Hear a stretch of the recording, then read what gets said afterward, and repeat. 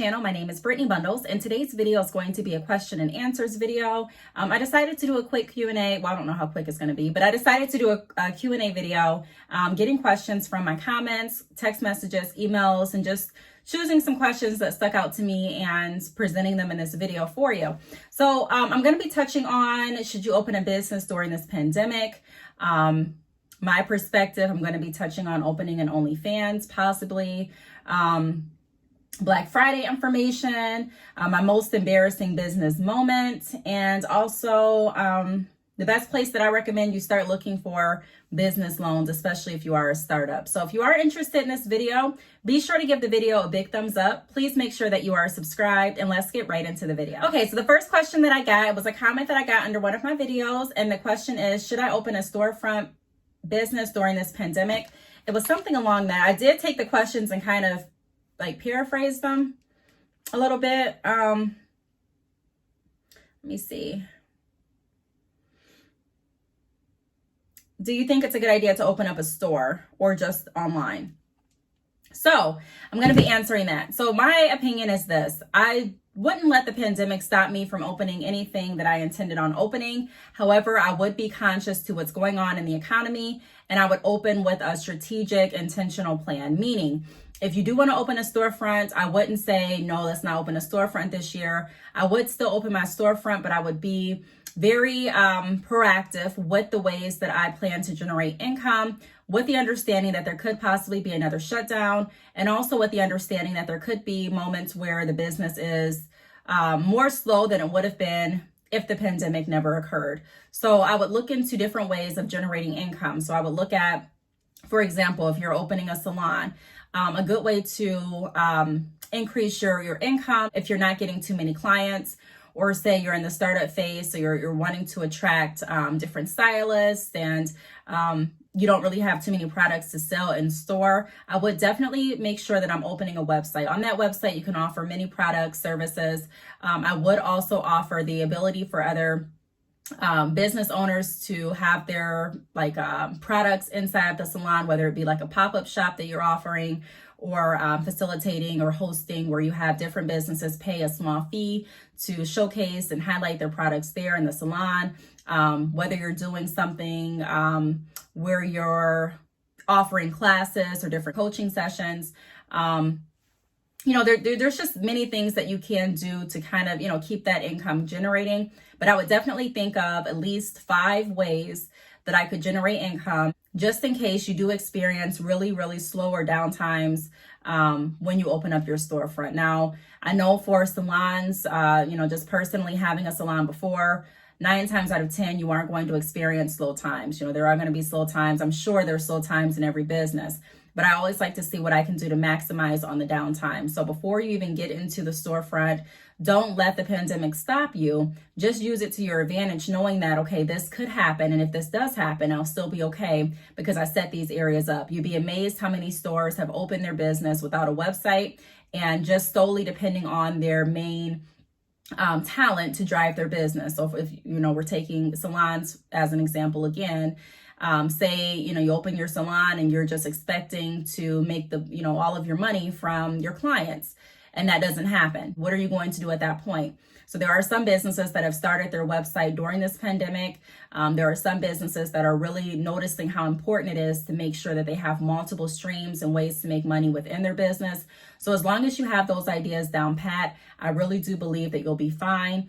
Trust God and keep moving forward. That's all we can do. No one really knows when this pandemic will be over. No one really knows what's going to happen next year. I mean, we don't know. If anything, that's one thing that I do know, is that we don't know. So I don't want to tell anyone to hold off their big plans or anything like that. My motto is always use what you have, and try to be as creative as you can to think of ways that you still can make it work instead of looking at ways that it won't work. I mean, there's always a chance that things won't go your way, but you never know if you don't try. So I definitely would still open a storefront during this pandemic. That's just my perspective, my advice. The next question that I got is, have I considered doing an OnlyFans? I got that via email.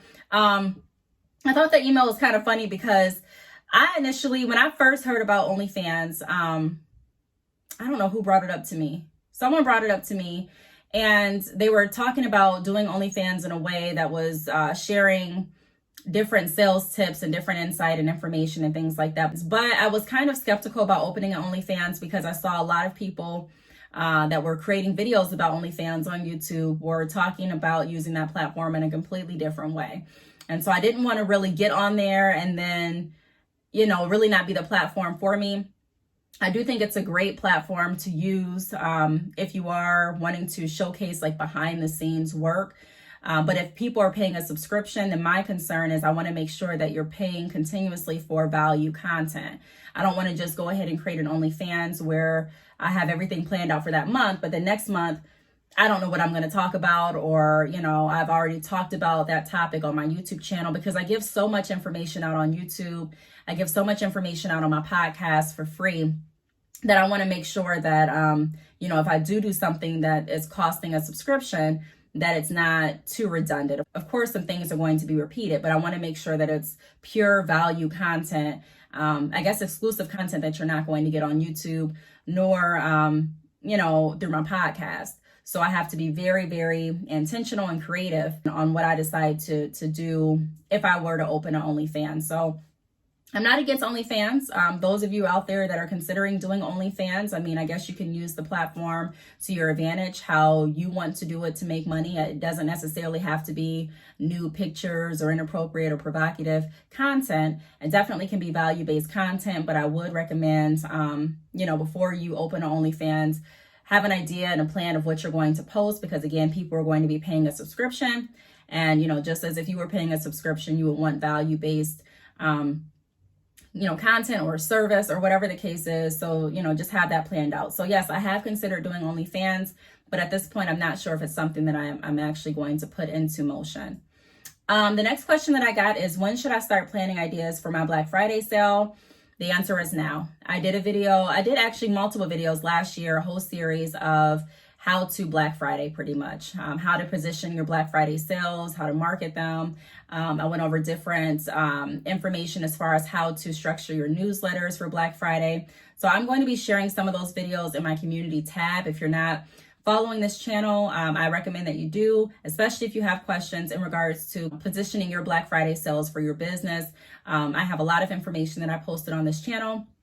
And again, I will be sharing the videos, but make sure that your post notifications are on and that you are subscribed. That way, when I do drop new videos, you are alerted and you can watch. But I am going to be sharing some videos, like I mentioned, and you can also check out my business playlist and my hair business playlist for more information. But Black Friday, I definitely think that you should start thinking of ideas. If you haven't, you should start that now. I definitely would recommend you have a plan of how you're going to position your Black Friday sales. So when are you going to start marketing? How are you going to market? Who are you going to market to?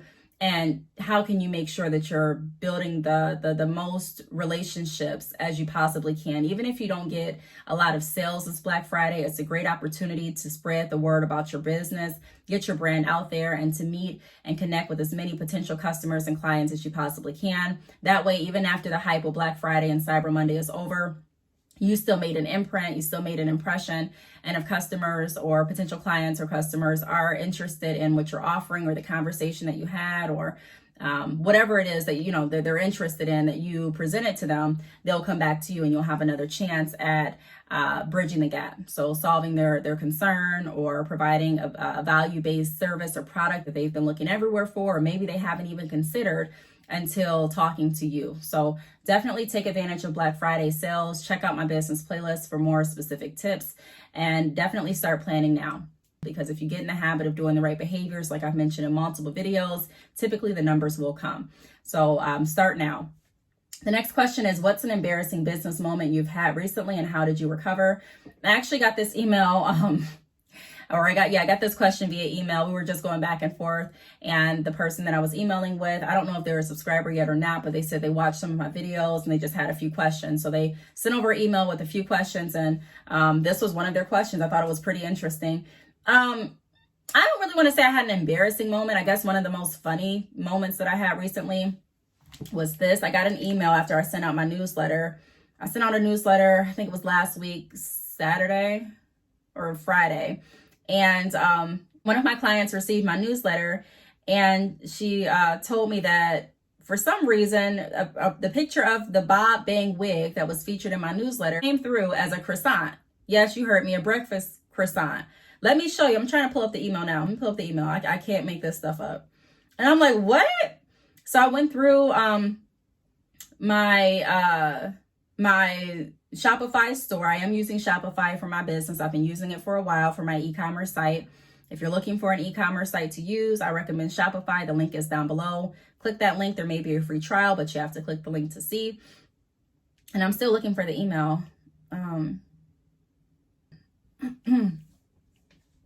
I thought that was funny though. I logged into my Shopify store. I went to the app that I'm using, which is Seguno. Not sure really how to pronounce it, but I was using that app. I've made tons of videos about that app too. And everything looked fine. I sent myself a test email. Everything looked fine. I called a couple more people that I know are subscribed to my email mailing list. And I'm like, hey, did everything come through? Did you notice a croissant? They're like, a croissant, breakfast croissant? I'm like, yeah, they didn't, but I'm sure some other people may have if she received it. She sent me over a screenshot. Let me see. And it was really early too. I thought it was kind of funny. I'm like, what in the world? So, okay, so I got this email. Let me hold on, try to scroll up so you can't see the name. Okay, so I got this email and it says, just an FYI, this is what the product looks like on your site. And thank you so much. If you're watching this video, I really appreciate you. I'll let you know in the email. Thank you for pointing it out because I wouldn't have known. Like, I had to say thank you for letting me know. Thank you so much for letting me know, because if you catch something that's wrong, I appreciate you pointing it out. Everyone, if you see something, let me know, because I want to make sure that everything is fine. I'm not perfect. So there are some things that I'm going to do that are imperfect. But this was not my doing. I know I did, because I don't even take screenshots of croissants. Like, I don't take screenshots of pictures I don't ever take screenshots of pictures. I take pictures of the food that I'm eating sometimes if I want to post it on Snapchat and send it to like one of my friends or my mom or someone, something like that, and let them know what I'm eating. But I don't just have screenshots of croissants in my phone. Thank God it was just the croissant. It could have been something else. So I'm fine that it was the croissant, but this is what it looked like. That's my, this is how my, this is part of my email newsletter. So it's me. And then I had to let her know that I was like, good morning. Thank you for letting me know. This is what I'm showing. I'll check with a few other clients to see what they received and try to figure out what happened. But this is what I was showing when I sent myself the email. So it should have been that, but she received the croissant.